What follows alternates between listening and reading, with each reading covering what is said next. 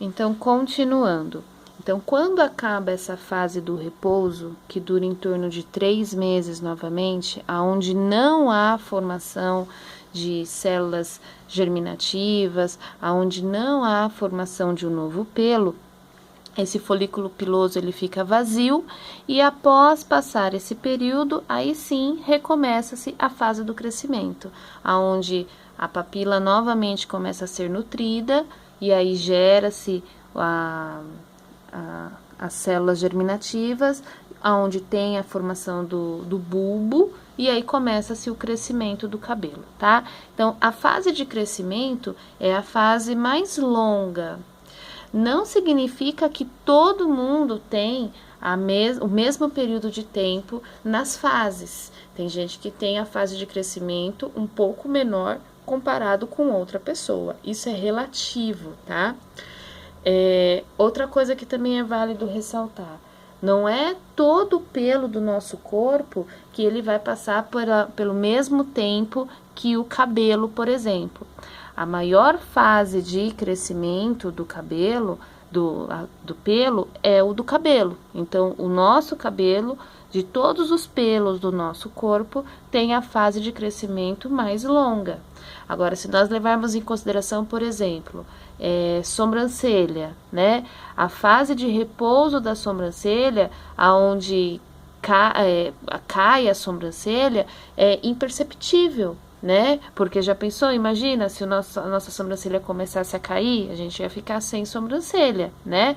Então, essa fase de repouso, ela é muito curta, em referente ao crescimento do cabelo, couro cabeludo. Então, isso é relativo de cada região de pelo, tá bom? Mas é importante frisar, todos os pelos passam por esse ciclo capilar. Fase de crescimento, fase de transição e fase de repouso, tá? O tempo é relativo de cada região do corpo, tá? Barba, homens, né? Então, ele tem uma fase de transição muito curta, né? O pelo da barba não cai, né? Então, é uma fase bem curta, essa fase de transição. Não é que não cai, cai, mas é imperceptível também. Por quê? Porque eu tenho a fase de transição muito curta, uma fase de repouso muito curta e logo vem a fase de crescimento, que é o crescimento do pelo. Por isso que a gente percebe que muitas vezes o homem faz a barba pela manhã, quando é à noite já tem crescimento novamente do pelo, né? Então, a fase de crescimento ela acontece muito mais rápida. Certo? Deu para entender que todos os pelos passam por esse ciclo capilar. Fase de crescimento, fase de transição e fase de repouso. O tempo que isso acontece é particular de cada região do pelo, mas todas vão passar por esse mesmo processo. É que quando a gente fala de ciclo capilar, a gente só pensa no crescimento dos cabelos, certo? Então, olha só, aqui para vocês entenderem, né? Então, na fase do crescimento, na fase anagênica ou anágena, tá a mesma coisa, aonde eu tenho o crescimento do cabelo, que é o bulbo capilar, está preso na papila dérmica. Enquanto esse pelo estiver preso na papila dérmica, o pelo continua aqui, ó, crescendo, crescendo, crescendo. Por quê? Porque está recebendo nutrientes dos vasos sanguíneos que estão alimentando essa papila dérmica, tá? Depois vem a fase de transição, a fase catagênica ou catágena, mesma coisa, tá? Aonde que o bulbo capilar, olha lá, o bulbo capilar se desprende da papila. Então, ele fica solto no folículo piloso e aí ele pode, cair, né? Onde eu tenho a queda do pelo, desprendimento do pelo do bulbo capilar. E a última fase, que é a fase do repouso, que é a fase telogênica ou telógena, né? Aonde, olha só, o bulbo capilar, ele fica, né? Não tem a proliferação, aqui, ó, das células germinativas, então eu não tenho a produção aqui dos pelos, certo? Então, é uma fase de repouso, onde o folículo piloso não produz pelo. O que é a alopécia? né? Alopecia é a queda dos cabelos. Conforme eu falei para vocês, eu tenho N motivos para esse cabelo cair.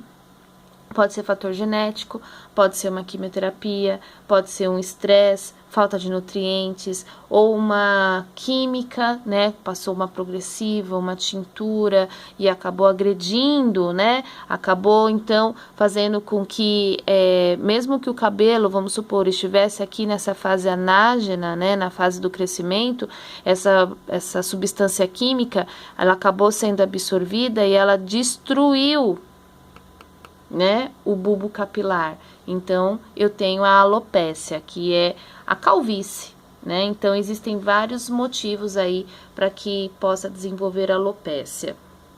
Hoje em dia, no mercado, existem 2 medicamentos, vocês já devem ter ouvido falar, no minoxidil e na finasterida.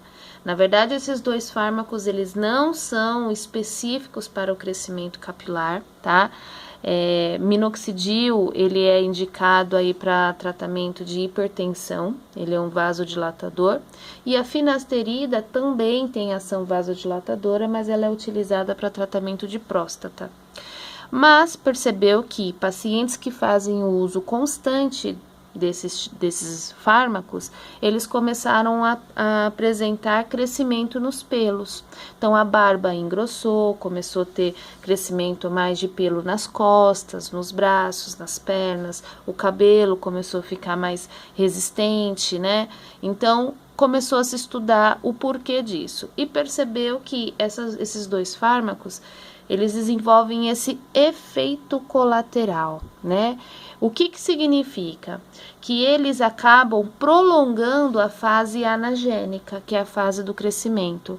Eles são vasos dilatadores, então eles dilatam os vasos, fazendo com que o fluxo de oxigênio aqui, ó, seja maior.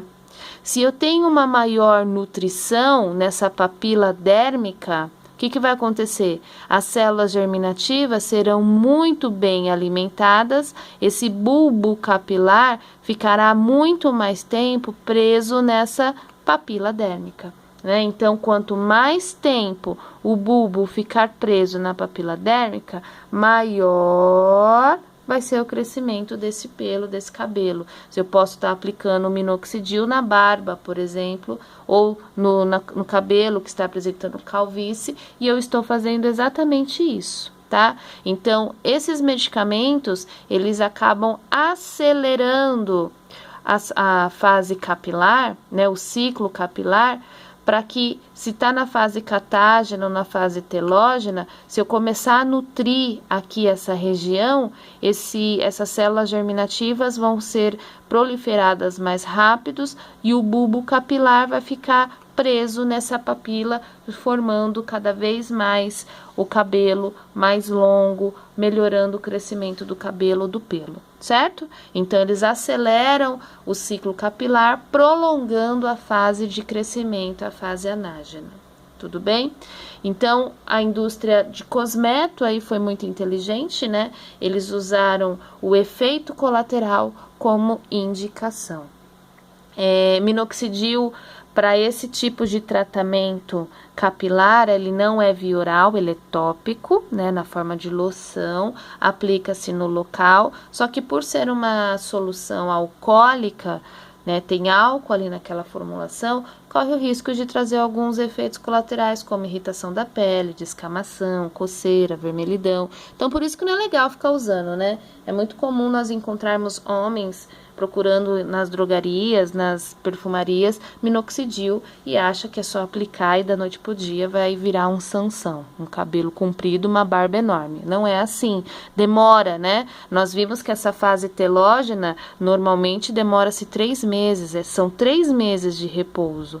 Então, para que saia dessa fase telógena e fique nessa fase anágena novamente, tem um tempo a ser respeitado. Então, não é da noite para o dia, utilizando minoxidil, que o cabelo vai crescer. Tratamento a longo prazo, aí de pelo menos 30 dias para começar a perceber algum tipo de resultado.